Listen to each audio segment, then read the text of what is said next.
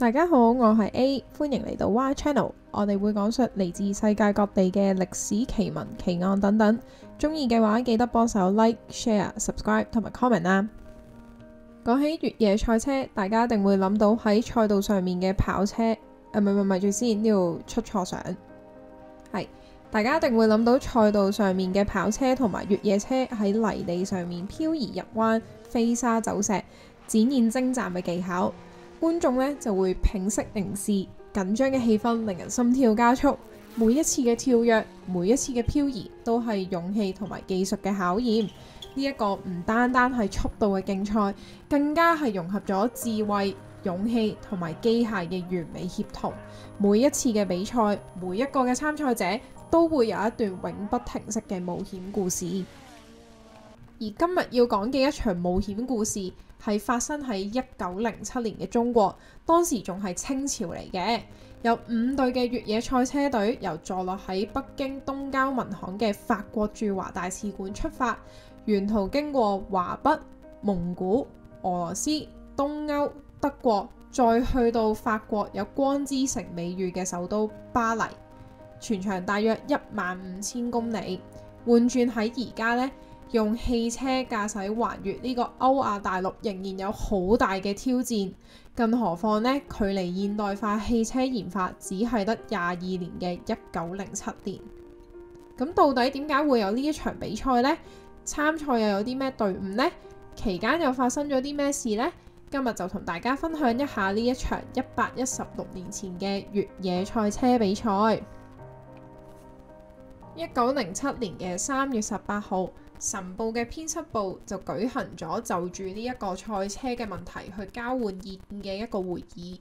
除咗有好多嘅參加者之外啦，仲有旅行者、去過中國嘅外交官，以及嗰啲從來未見過各大洲，不過又可以俾到最準確嘅信息嘅學者嚟參與呢一個咁嘅會議啦。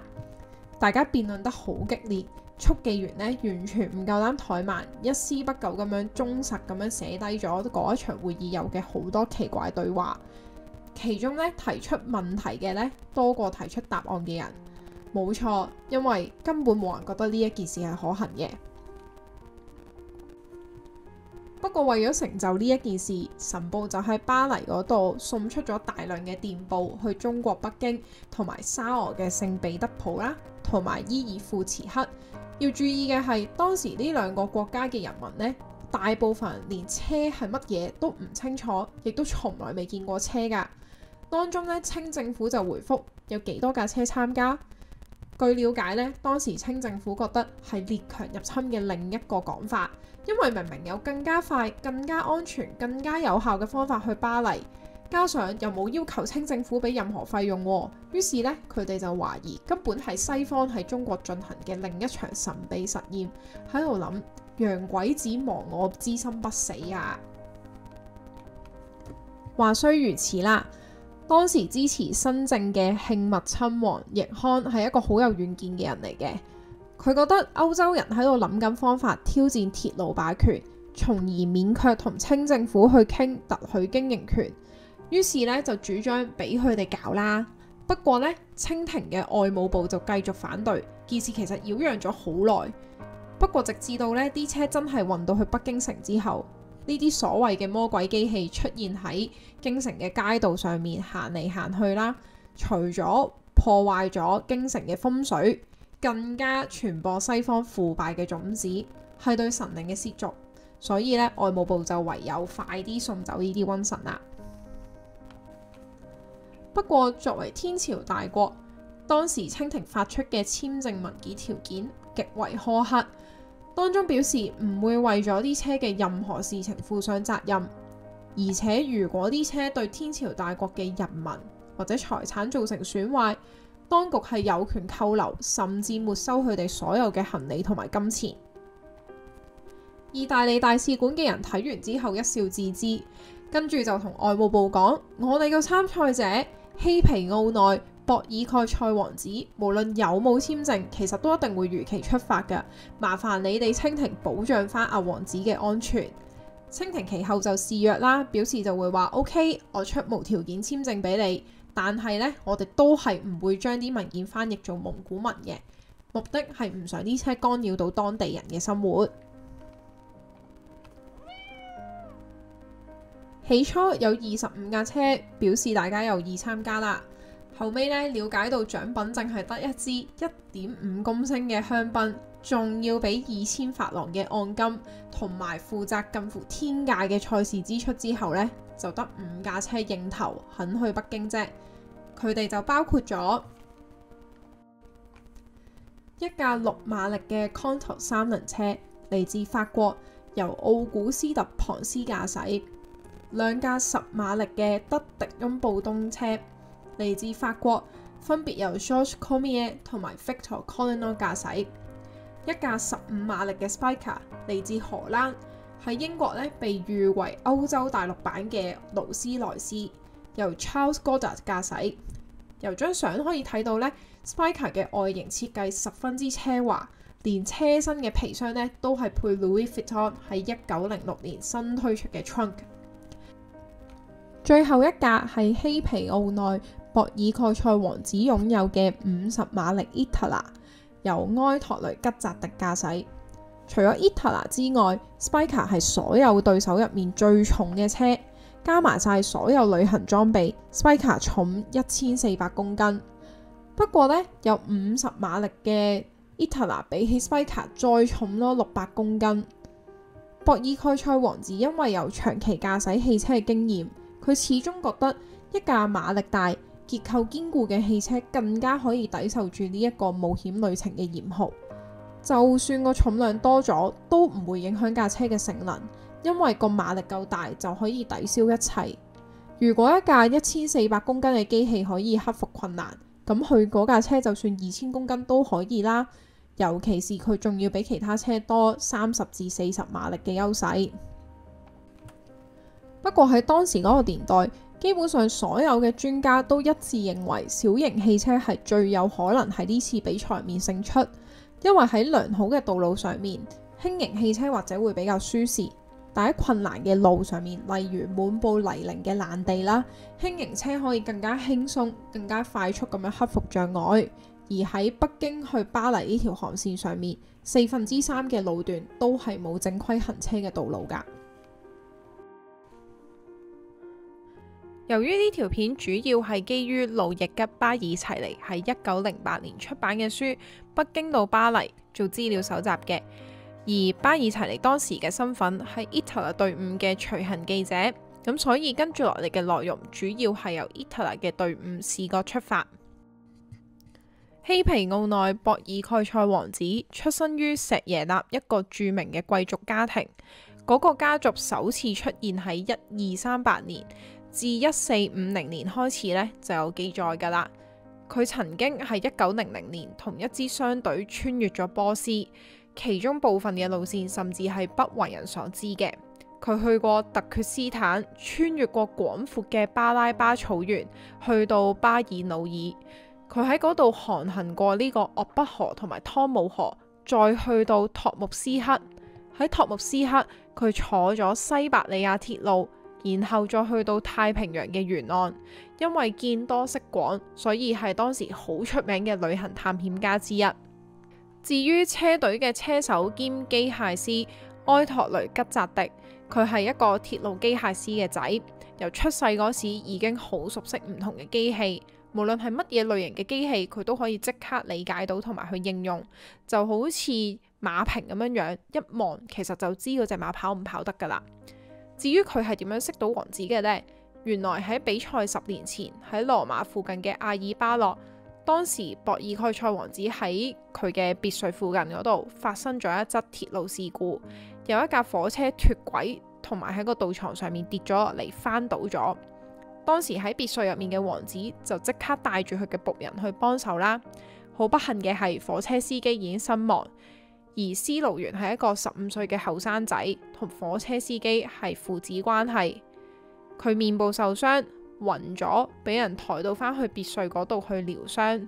當呢個男仔好返之後，王子就俾佢住喺當初收留佢嘅屋入面啦，同埋俾佢做司機。呢一個司機就係吉扎迪啦。後尾王子發現吉澤迪有天分，更加將佢送到去菲日車廠同埋安薩爾多造船廠嗰度深造，後尾再翻去王子嘅汽車公司嗰度幫手。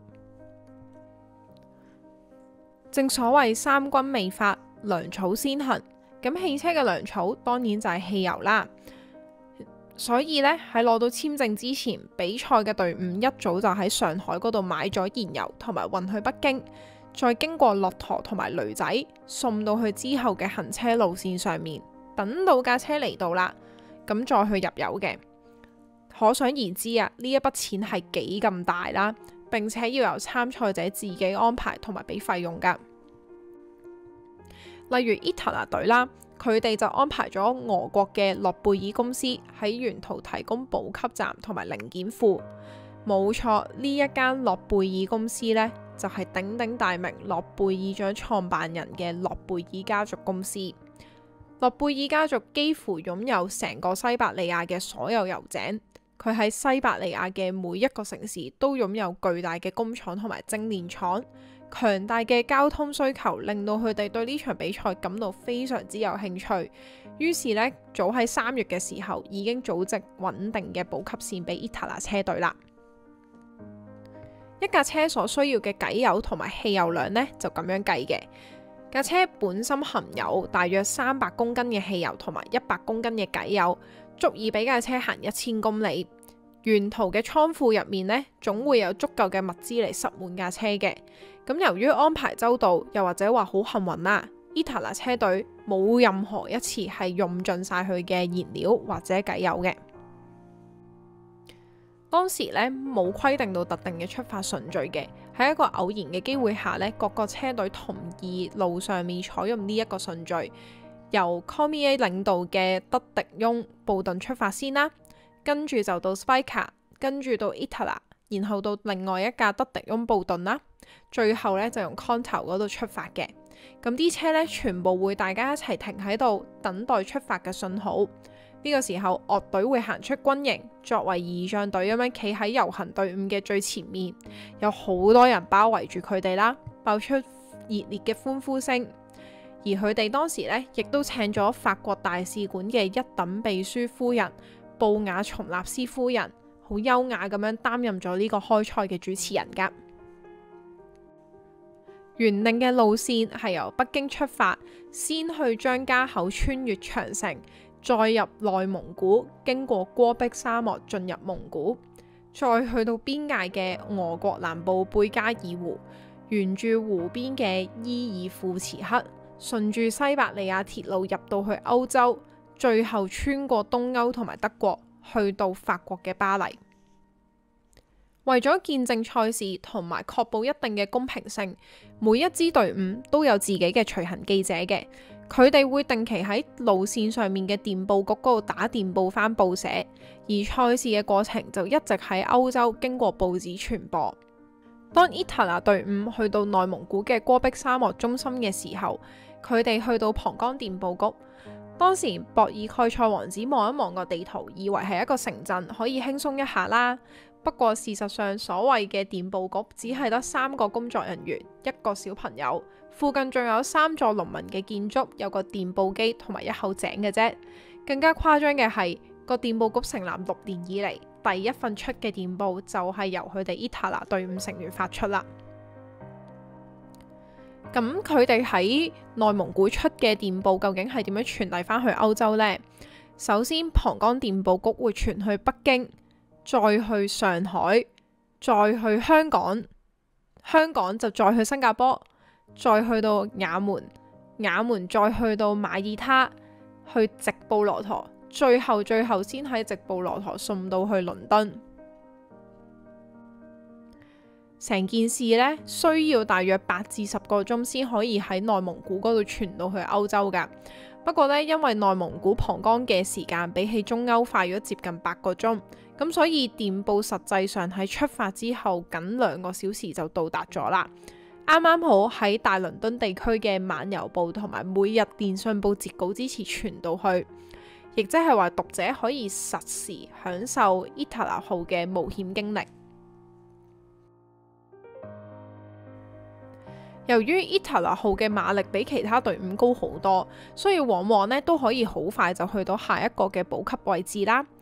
博爾蓋塞王子覺得係浪費時間，加上佢唔想做保姆嘅角色，咁所以佢呢就決定咗先行離開，唔再停留喺等候嗰度啦。於是就喺呢一刻，佢哋正式進入比賽。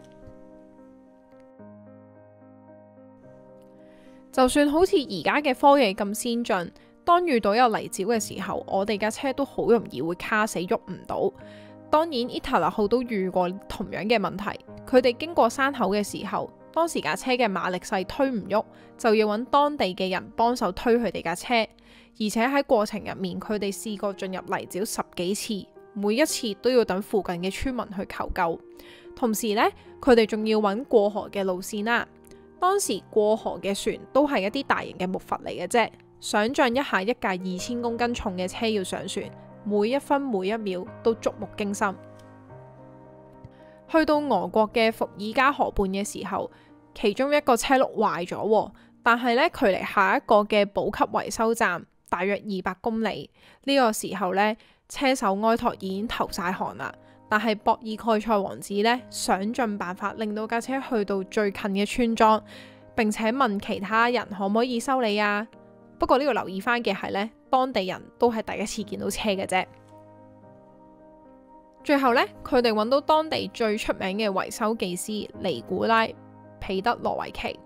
呢個人呢，其實從來未見過車噶，不過呢，佢係成個地區最熟練識得整雪橇嘅工人。咁喺冇其他工具嘅情況下，佢淨係用咗一把斧頭啫，用咗幾分鐘時間就幫佢哋整翻個轆啦。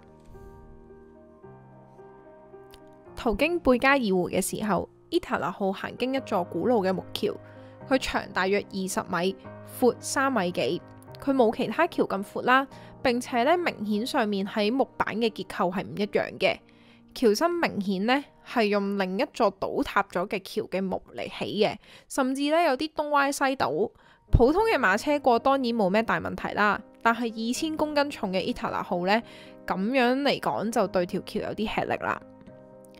車手埃托雷呢放慢咗佢嘅速度，同埋停低檢查咗一陣，但係老闆博爾蓋塞王子就唔係好開心，佢命令埃托爾：你開架車上嚟啦，不過開慢啲喎。